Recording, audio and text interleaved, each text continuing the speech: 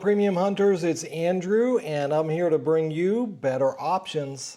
You know, I've been trading for over 25 years, and I'm currently averaging about 5,000 per week through my options trading. And on this channel, I pull back the curtain to show you exactly what I do, what trades I'm putting on, and what trades I'm taking off, and how much money I'm making each week so that you can follow along. Each week, I post an update of my trades, and this update is for week 1, January 20 through 24. Actually, 21 through 24 since January 20th was a holiday. Just a disclaimer, just like as you see on the screen, I am not a licensed financial advisor. The information provided on this YouTube channel is for educational purposes only and should not be considered financial advice. Please consult with a qualified financial advisor before making any investment decisions. So what to expect? This is the format I use for these videos is, well, first of all, I have some exciting changes that I'll be making this week.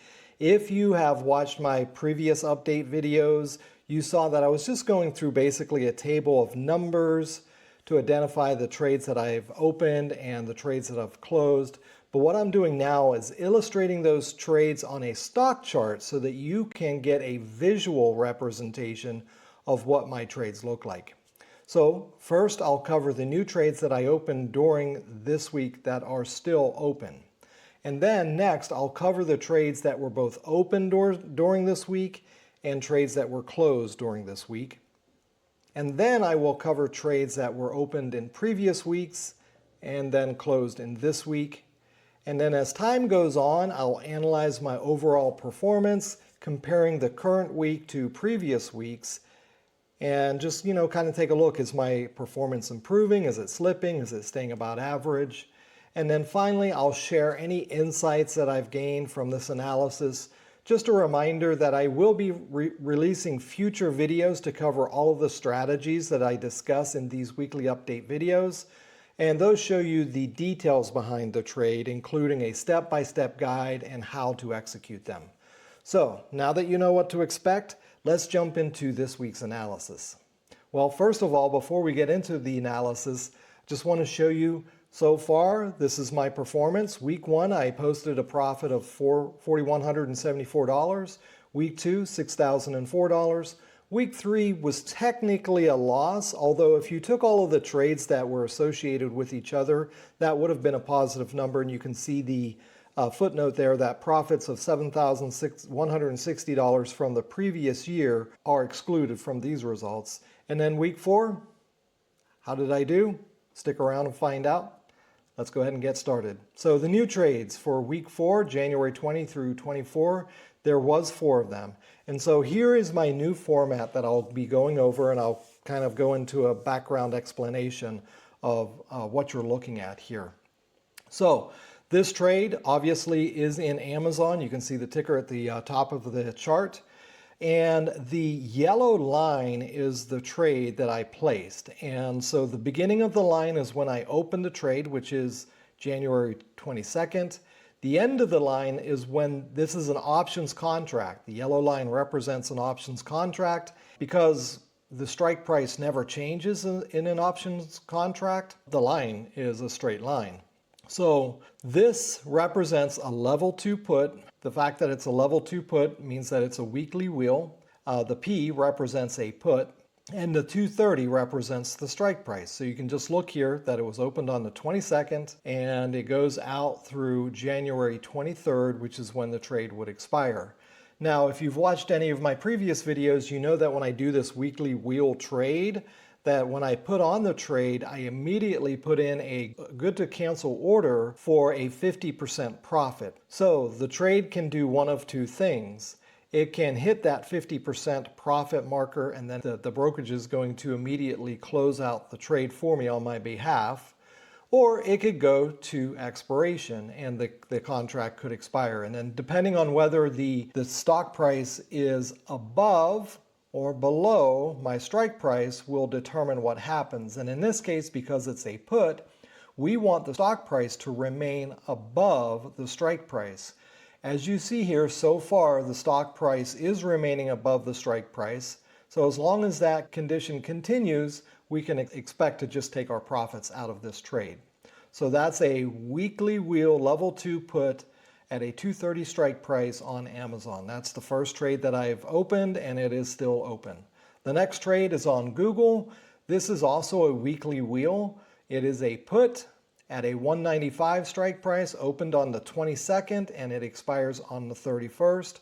So again, we want Google to stay above the strike price, which it currently is. You can see it did come down and touch the strike price, but that's not going to make a difference. It could actually break through my strike price, and that's not going to change anything as long as by the time it hits my 50% profit target, or by the time it hits expiration, it's above the strike price, then I will be able to collect my profits and put on another trade. So trade number 2, Google level 2 put on a weekly wheel at a 195 strike, and that trade is still open. The next trade is in PayPal. So this is a different trade.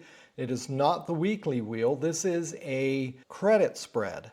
So essentially, this is where I sell a put and buy a put. And because I'm buying a put, this is what we refer to as a defined risk strategy.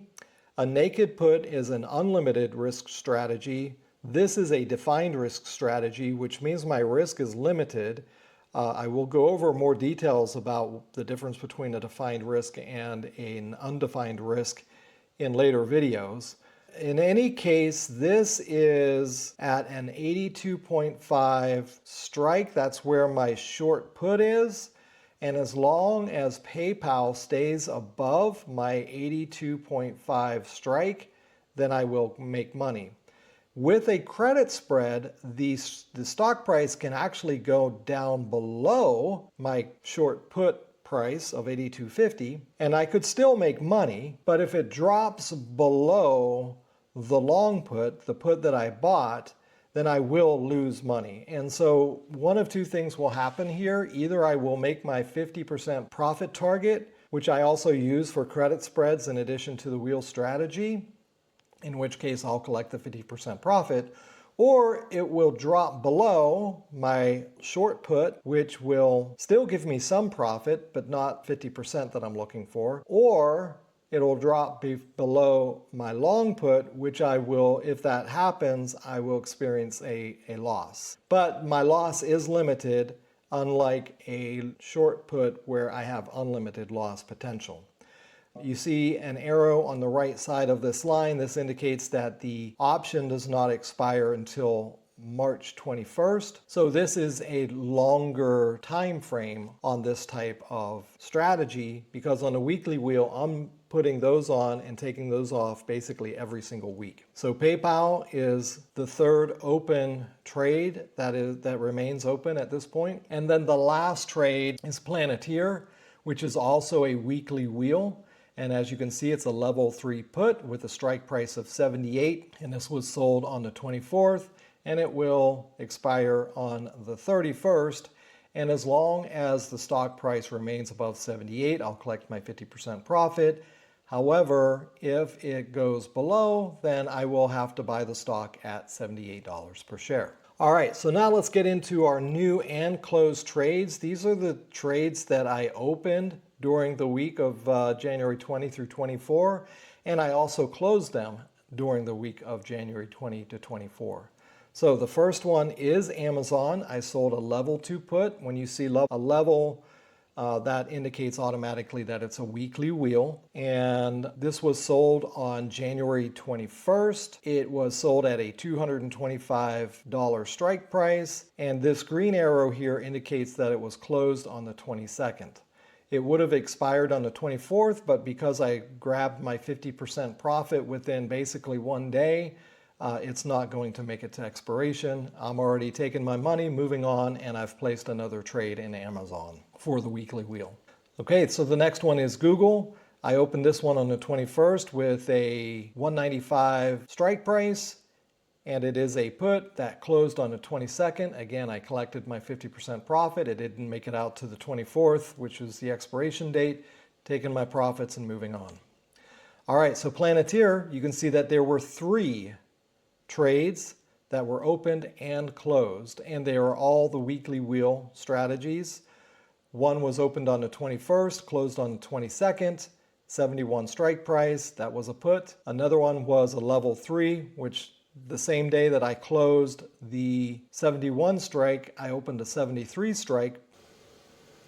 Because as you can see here, the stock was going up the whole time I was selling these puts. And that's what we want. A put strategy is a bullish strategy, and we want the stock to go up, which it did.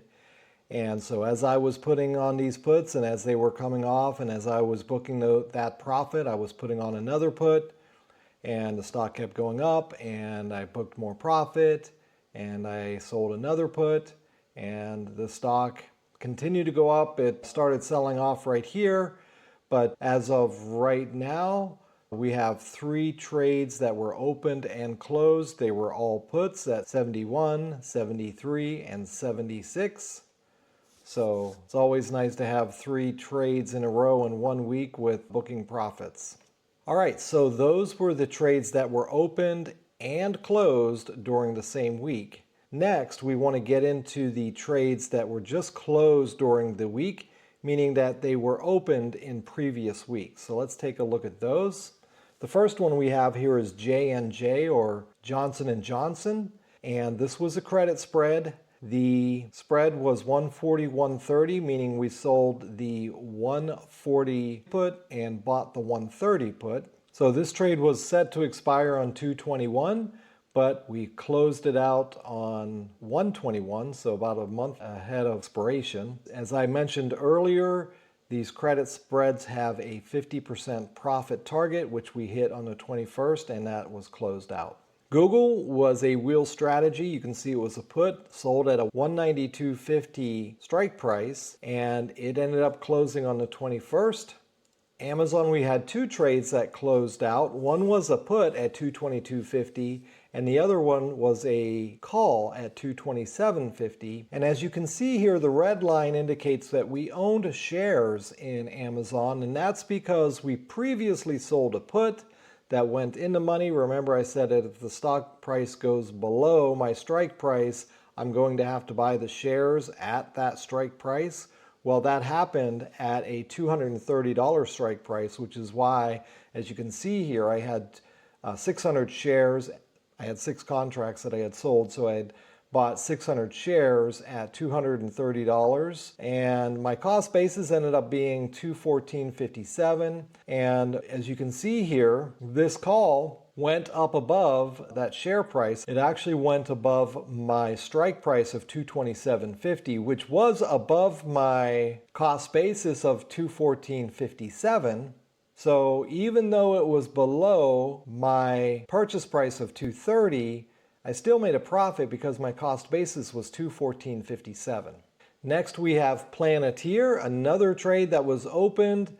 This one was opened in the previous week. It was a level 3 put, closed on 2/21, and that was at a 69 strike price. Again, you can see that we had 300 shares of Planeteer at $78 a share with a cost basis of $76.29. One of our calls caused us to get called out of this stock, which is perfectly fine. I'm not really doing this to buy or sell the stock. If I have to buy or sell the stock, that's okay, because these are all stocks that I don't mind owning anyway. Rather than just watching them fluctuate up and down and up and down, what I do is I sell these puts and I sell these calls, and I make money every time it fluctuates up and down. So it's a very effective strategy. All right, so that's it. Let's go ahead and look through the table of our weekly P&L. What I'm going to show you here is the symbol of each trade, the strategy, the profit and loss, the number of days that trade was open, the profit per day for that trade, the return on capital. Every time I put on one of these trades, I have to tie up a certain amount of capital. And so this number here represents how much return I received on the capital that was tied up. And then if you were to take that number and annualize it over the course of a year, this represents how much money I would be making, or how much of a return I would be making on an annualized basis. So this one, Johnson & Johnson, was a credit spread, made $684.95 in 26 days with a profit per day of $26.34.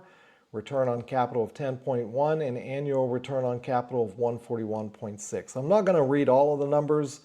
You can read them on the screen. You can pause if you want to. I'm just showing you each trade by trade, so that you can see how much I made on each one of them, so that you can see how the numbers add up when I go over my weekly totals at the end. All right, Google, this was a weekly wheel put, and I made $604.43 in 6 days. Amazon was a weekly wheel level 2 put that I made $502.43 in 4 days. Planeteer, a level 3 put that I made $200.20 in 4 days.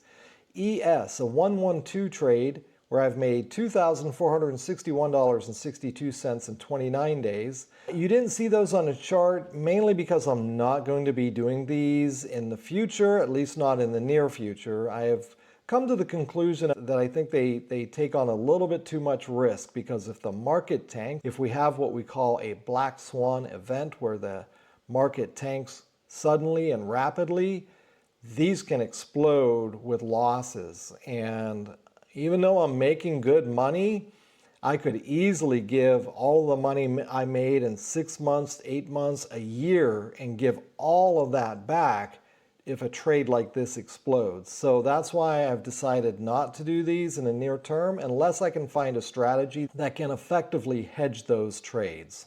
I did have 2 of those on. This is the second one that I had on. I closed it out at a profit of $1,981.95, had that on for 12 days. Another Amazon, this is a level 2 weekly put at $598.43 profit in 1 day. Google was a put, weekly wheel put that I made $268.43 in 1 day. Planeteer, level 3 put, where I made $230.20 in 1 day. Planeteer, level 3 weekly put, $266.20 in 1 day. Amazon, here's where I got called out of the stock. So I owned the stock for 34 days, and when I got called out, if you remember on the chart, I actually sold it for less than what I bought it. But because I've been collecting premiums along the way all this time, if you add all of those together, I'm actually making a profit. So this loss doesn't concern me. It's not really a loss because I'm generating all of this credit. Yes, if you were just to look at that one stock trade in isolation, yes, it's a loss. But I'm doing all these trades so that this really isn't a loss. And here's where you can see, this is the call where I got called out of the stock. This call actually caused me to get called out of this stock. And on that one trade alone, I made $1,049.23 in 7 days. If you add up all the other Amazon trades where I made a profit, I clearly made more than the 1505 where it shows a loss. All right, Planeteer level 3 put, $260.20 in 2 days. And here's where I got called out of the Planeteer stock, and that's only showing a $315.70 loss. That was 45 days. Clearly all the other Planeteer trades where I've collected premium far outweigh the $315.70 loss there. Another Planeteer trade, level 2 call, where I made $116.60. All right, so that's going to do it for this week's trades. It's time to take a look at the totals. Are you ready? Let's jump in. All right, so the average annual return on capital was 168.57%. Our average return on capital was 2.5%. The average profit per day, $143.18. The average number of days I was in a trade was 14 days. And then, last but certainly not least, the total profit and loss for the week was a grand total of $7,404.17. So, great week.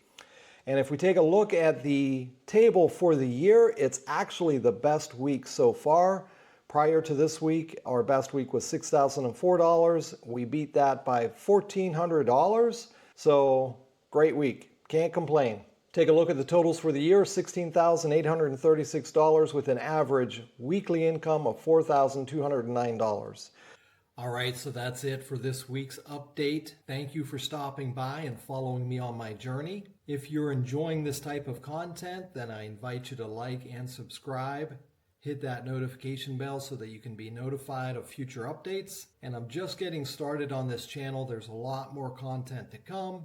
If you have any comments or questions, definitely drop them in the comments section below. And if you know anybody else who might enjoy this type of content, I invite you to share this video with them. And if you'd like to learn more about the wheel strategy, which is my most common strategy that I'm using on these weekly updates and that I use within my portfolio, click on the video on your screen, which is an introduction to the Wheel of Fortune, to learn more about that strategy. And until next time, thanks again for dropping by, and I look forward to bringing you more better options in the future. Bye-bye, everybody.